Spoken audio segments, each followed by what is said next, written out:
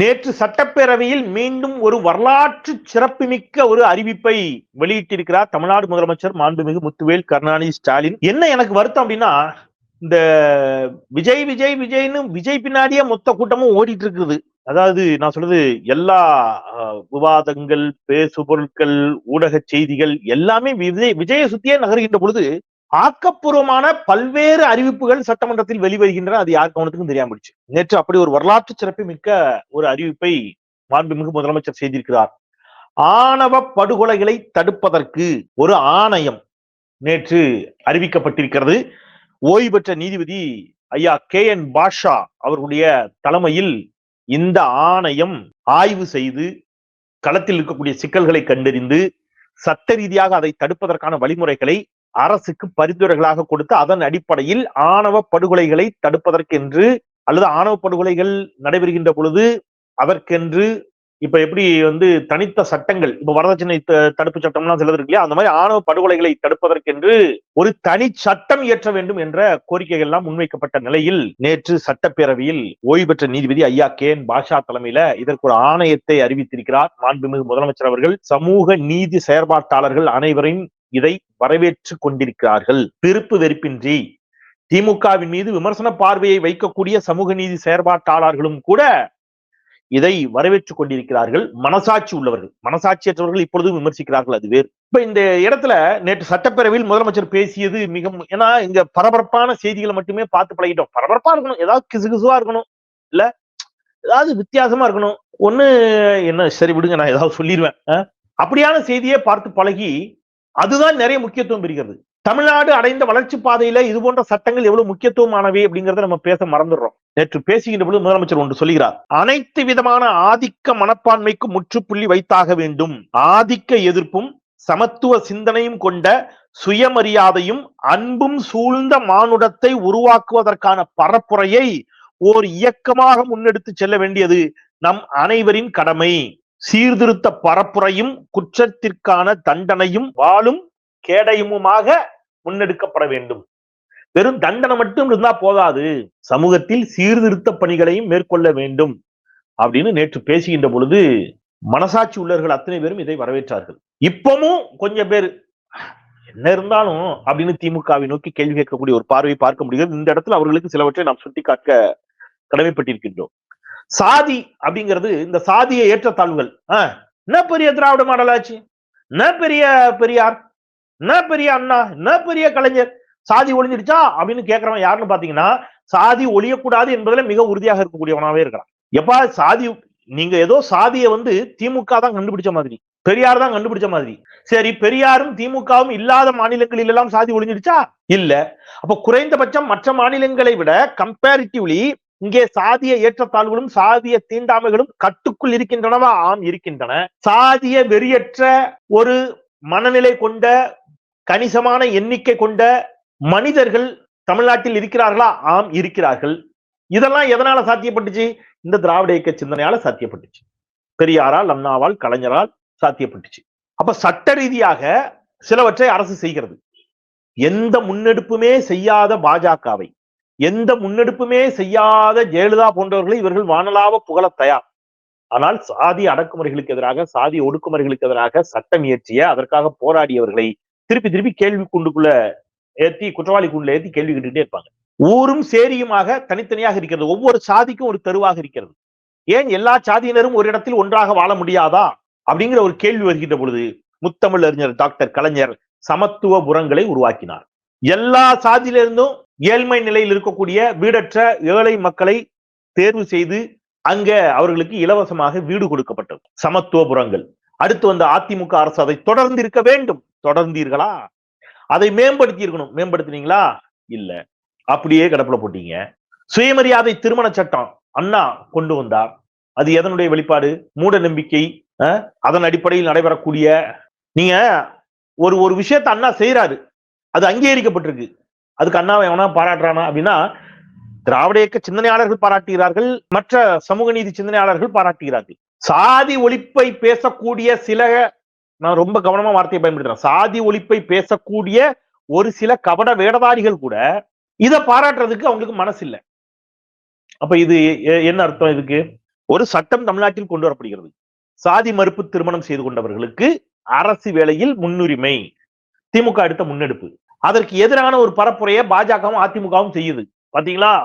அந்த வீட்டு பிள்ளையை இந்த வீட்டு பையன் கல்யாணம் பண்ணிக்கலாமா, இந்த வீட்டு பிள்ளை அந்த வீட்டு பையன் கல்யாணம் பண்ணிக்கலாமா, இப்படிலாம் திமுக சொல்லுகிறது என்று தவறான ஒரு தோற்றத்தை அதற்கு ஏற்படுத்தி பிரச்சாரம் பண்ணி அதுல சாதியவாதிகளிடமிருந்து கொஞ்சம் வாக்குகளையும் பெற்றார்கள் சிலர். அவர்களை நோக்கி கேள்வி கேட்காமல் இவ்வாறான சட்டம் போட்ட திமுகவின் கரத்தை வலுப்படுத்த வேண்டும் என்ற எண்ணம் இல்லாமல் திமுகவின் மீது தொடர்ந்து விமர்சன பார்வைகளை இன்னும் சிலர் வீசிக் கொண்டிருக்கிறார்கள். நம்ம திமுக எதெல்லாம் செஞ்சுட்டு வந்திருக்கு அப்படின்னு பாத்தீங்கன்னா இது எல்லாத்தையுமே இப்ப அதனுடைய வரிசையில முத்தமிழ் அறிஞர் டாக்டர் கலைஞரின் அந்த சமத்துவபுரம், சமூக நீதி உள்ளிட்ட அந்த பயணத்தின் நீட்சியாக இன்றைக்கு முத்துவேல் கருணாநிதி ஸ்டாலின் அரசு விடுதிகள், அந்த விடுதிகளினுடைய பெயரை வைத்தே அந்த மாணவர்கள் டிஸ்கிரிமினேட் பண்ணப்படக்கூடிய ஒரு சூழல் பள்ளிக்கூடங்களிலும் கல்லூரிகளிலும் உண்டு.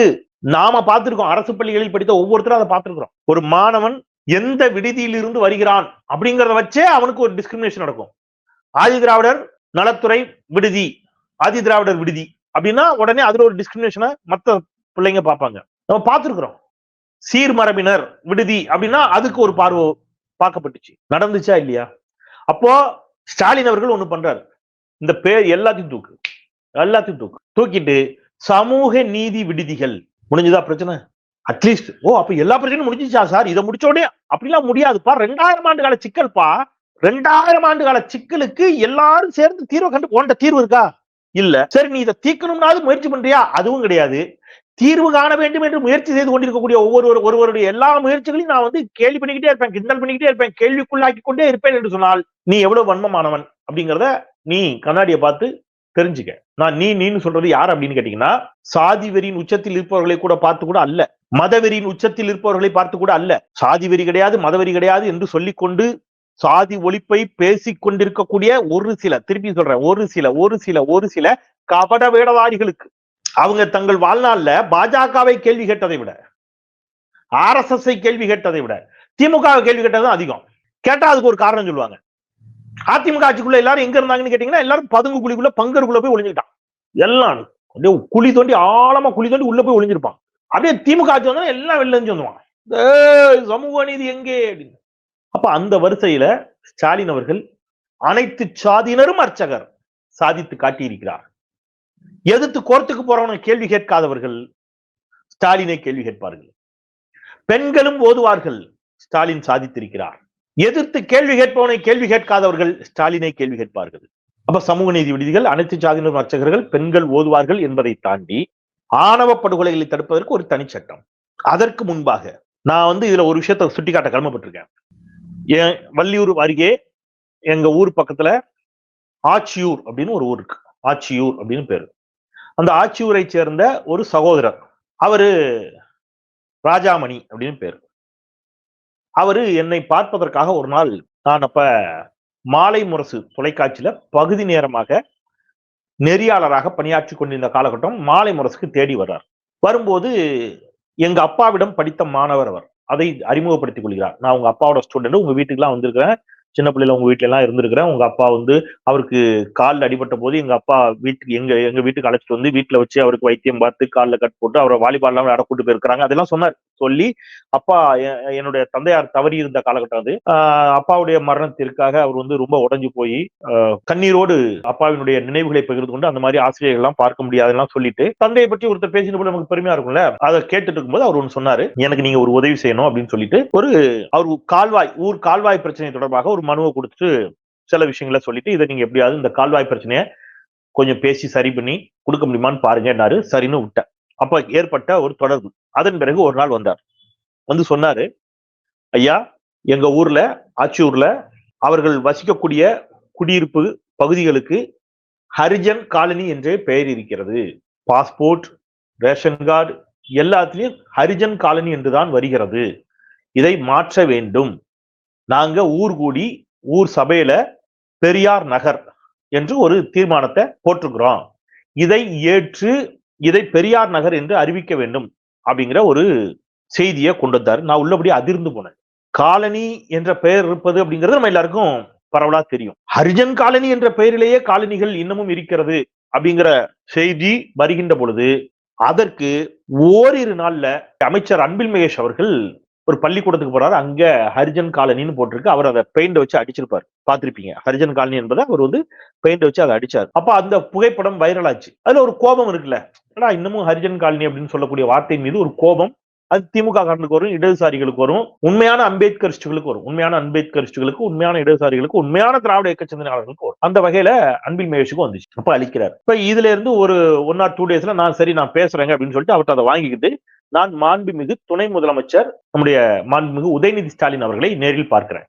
நேர்ல பார்த்து இந்த மாதிரிங்க ஒரு பிரச்சனை அப்படின்னு சொல்லிக்கின்ற பொழுது, ஹரிஜன் காலனின்னு ஊர்ல பேர் இருக்குதுங்க இன்னமும் அப்படின்னு சொன்ன போது, ஆமா அன்பில் மகேஷ் வந்து பெயிண்ட் வச்சு அடிச்சாரே, நம்ம பார்த்தோமே, அது நம்ம அதுக்கு தீவிரமான நடவடிக்கைகள் எடுப்பதற்கு பேசிட்டு இருக்கோம், தலைவர்கிட்டையும் சொல்லி இருக்கிறோம், வேற எங்கெல்லாம் இது மாதிரி இருக்குது அப்படிங்கிற மாதிரி பார்க்க சொல்லியிருக்கிறோம், அதை வந்து சட்ட ரீதியாக மாத்தணுங்கிற மாதிரியான சில விஷயங்களை அவர் சொல்லியிருந்தார். அப்ப அவர்கிட்டயும் அது தொடர்பான ஒரு சீற்றமும் கோபமும் இருந்துச்சு. அப்ப நான் சொன்னேன், இல்லங்க நான் சொல்றது அன்பில் மகேஷ் அடிச்சது வேற ஒரு ஊரு, இது எங்க ஊர் பக்கத்துல இந்த மாதிரி ஒரு கிராமத்துல இப்படி ஒரு பேர் இருக்குங்க அப்படின்னு சொல்லும் போது அந்த மனுவை வாங்கினார். முழுமையாக படித்து பார்த்து தன்னுடைய உதவியாளரிடம் இதை கொடுத்து இதையும் வந்து கவனத்துல எடுத்துக்கிட்டு இன்னும் வேற எங்கெல்லாம் இந்த மாதிரி இருக்குது அப்படிங்கறதெல்லாம் பார்த்து நம்ம தமிழ்நாடு முழுக்கவே இதை சரி செய்யணும் அப்படிங்கறதுல ரொம்ப உறுதிப்பட ஒரு தொனி அவருடைய குரலில் ஒலித்தது. அத அடுத்த கட்டத்துக்கு நகர்த்துறாங்க. இதுக்கு இடையில அந்த ஐயா ராஜாமணி அவர்கள் எனக்கு அப்பப்ப தொலைபேசியில தொடர்பு கொண்டு அதை பத்தி கேட்டுக்கிட்டே இருப்பாரு. நான் சொன்னேன், இல்ல அரசுட்ட கொடுத்திருக்கிறேன், அரசு நடவடிக்கை எடுப்பேன்னு உறுதியா சொல்லியிருக்கிறாங்க, எடுப்பாங்கன்னு சொல்லிக்கிட்டே இருக்கிறேன். இது தொடர்பாக அரசு அதிகாரிகள் சட்ட ரீதியாக என்ன செய்யணும் எல்லாவற்றையும் ஆலோசித்து அரசு சட்டப்பேரவையில் அதை அறிவிக்கிறாங்க. இந்த மாதிரி காலனி என்ற பெயர் இனி இருக்காது, அது மாற்றப்படும் என்று அறிவித்து அதன் பிறகு அதற்கான அரசாணையும் வெளியிடப்பட்டு இன்றைக்கு அதுக்கு தலைவருடைய பெயர்கள் அல்லது முல்லை நகர், ரோஜா நகர், இந்த மாதிரி பூக்களினுடைய பெயர்கள் இந்த மாதிரி வைக்கலாம் அப்படின்னு ஒரு வழிகாட்டு நெறிமுறையை அரசு கொடுத்த பிறகு ராஜாமணி அவர்கள் அழைத்து மிகுந்த நன்றி சொன்னார். நான் சொன்னேன், இந்த நன்றி எல்லாம் மாண்புமிகு முதலமைச்சருக்கு உரித்தானது, மாண்புமிகு துணை முதலமைச்சருக்கு உரித்தானது. இந்த நன்றி பெரியாருக்கு, அண்ணாவுக்கு, கலைஞருக்கு, சமூக நீதி செயற்பாட்டாளர்களுக்கு உரித்தானது. இவ்வளவு நாள் இப்படி இருந்துச்சுங்கிறதே நமக்கெல்லாம் உள்ளபடியே வேதனைக்குரிய ஒரு விஷயம்தான் என்று சொல்லிட்டு, ரைட், இப்ப ஒரு கேள்வி சிலருக்கு வரும், இவ்வளவு நாள் ஏன் நீங்க கவனிக்கல? தமிழ்நாட்டுல அதிக நாட்கள் ஆட்சியில இருந்தது யாரு தெரியுமா? அதிக ஆண்டுகள் ஆட்சியில இருந்தது அஇஅதிமுக. அதிக முறை முதலமைச்சராக இருந்த ஒரு தனிப்பட்ட முறையில பாத்தீங்கன்னா முத்தமிழறிஞர் டாக்டர் கலைஞர். அதிக நாட்கள் ஆட்சியில் இருந்தது யாருன்னு பாத்தீங்கன்னா அதிமுக. அதிமுக இதெல்லாம் கேட்கவே மாட்டாங்க. பரவாயில்ல இருக்கட்டும், அதிமுக செய்யாதுன்னு நினைக்கிறாங்க, திமுக கேட்கறாங்கன்னு கூட வச்சுப்போம். அப்போ ஒரு விஷயம் கவனத்திற்கு வருகின்ற பொழுது ஒவ்வொரு விஷயமா கவனத்திற்கு வர வர வர வர வர வர அதை சரி செய்யணுங்கிற எண்ணம் ஒரு அரசுக்கு இருக்கிறது. அதை இன்றைக்கு அந்த அரசு செய்திருக்கிறது. அதுல ஒரு சிறு துரும்பாக என்னுடைய பங்களிப்பும் இடம்பெற்றது அப்படிங்கிறதுல உள்ளபடியே ஒரு பெரிய மகிழ்ச்சி, மட்டில்லாத மகிழ்ச்சி நமக்கு கிடைத்தது. அப்ப நம்ம போய் சொல்ற இடத்துல ஒரு மாண்புமிகு துணை முதலமைச்சர் இருக்கிறார். ஓகே, என்ன இதை கொஞ்சம் பாருங்க, இந்த மாதிரி ஒண்ணு இருக்குது அப்படின்னு சொல்லின பொழுது அதை புரிந்து கொண்டு அதற்கு செவிமடுக்கக்கூடிய ஒரு இடத்தில் அவர் இருக்கிறார். இப்ப அவர் அதை புரிஞ்சிக்கவே இல்லை, அதை இக்னோர் பண்ணிட்டாதான் நீங்க போய் எப்படி பேசுவீங்க? அப்போ அவர் கேட்கிறார். சரி, அந்த தகவலை அவர் முதலமைச்சரை கொண்டு போறாரு. முதலமைச்சர் அதை இக்னோர் பண்ணாதான் நீங்க என்ன பண்ணுவீங்க? அப்ப முதலமைச்சருக்கு அது குறித்த கன்சர்ன் இருக்கு, அவர் அதை கேட்கிறார். இது இன்றைக்கு சாத்தியப்படுத்தப்பட்டிருக்கு. ரைட், இப்போ இது ஒரு புறம். இப்ப இந்த சாதி ஒழிப்பிற்கான நகர்வுகளை சொல்லிட்டு வரேன். இப்ப அந்த வரிசையில ஆணவ படுகொலைகளுக்கு தடுப்பதற்கு தனி சட்டம் இயற்ற வேண்டும் என்று எல்லோரும் கோரிக்கை வைத்த நிலையில இன்றைக்கு ஓய்வு பெற்ற நீதிபதி KN பாஷா தலைமையில ஒரு ஆணையத்தை இன்றைக்கு மாண்புமிகு முதலமைச்சர் அமைத்திருக்கிறார். இந்த ஆணையம் மிகச் சிறப்பாக தன்னுடைய பரிந்துரைகளை நிச்சயம் தரும் என்ற நம்பிக்கை இருக்கிறது. ஆணவ படுகொலைகளை தடுப்பதற்கு தனி சட்டம் இயற்றப்படுவதோடு மாண்புமிகு முதலமைச்சர் சொன்னது போல களத்தில் கருத்தியலாக ஆதிக்க மனநிலை அற்ற சமூகத்தை உருவாக்குவதற்கு கருத்தியலாக எல்லோரும் இணைந்து பணியாற்ற வேண்டிய தேவை அவசியம் இருக்கிறது. அதையும் உணர்ந்து நாம் அதை செய்வோம். தொடர்ந்து அது நோக்கிய நகர்வுகளை முன்னெடுப்போம். ஆதிக்கமற்ற ஒரு சமுதாயத்தை உருவாக்க நாம் அனைவரும் பாடுபடுவோம். மத வெறியற்ற ஒரு சமூகத்தை உருவாக்குவதற்கு நாம் அனைவரும் பாடுபடுவோம். பாலின பாகுபாடற்ற ஒரு சமூகத்தை உருவாக்குவதற்கு நாம் அனைவரும் பாடுபடுவோம். ஒருங்கிணைந்து பயணிப்போம். அதுவே நாம் அனைவரும் இந்த நாளில் எடுத்துக்கொள்ளக்கூடிய ஒரு உறுதிமொழியாக இருக்கட்டும். இன்னமும் இங்கே பீடித்திருக்கக்கூடிய, ஆங்காங்கே பீடித்திருக்கக்கூடிய சாதிய ஏற்றத்தாழ்வு என்னும் இருள் அகலட்டும். மத வெறி என்னும் இருள் அகலட்டும், அறியாமை என்னும் இருள் அகலட்டும், நடிகர்களின் பின்னால் ஓடக்கூடிய அந்த அறிவீனமான அறியாமை இருள் அகலட்டும், ஒளி பிறக்கட்டும், அந்த ஒளி அறிவொளியாக இருக்கட்டும் என்று சொல்லி அனைவருக்கும் வாழ்த்துக்களை சொல்லி நன்றியை சொல்லி தமிழ் கேள்வியை சப்ஸ்கிரைப் செய்து பாருங்கள், உங்கள் பேராதரவை தாருங்கள் என்று கேட்டு விடைபெறுகின்றேன். குரலற்றவர்களின் குரலாய் நான் செந்தில். நன்றி.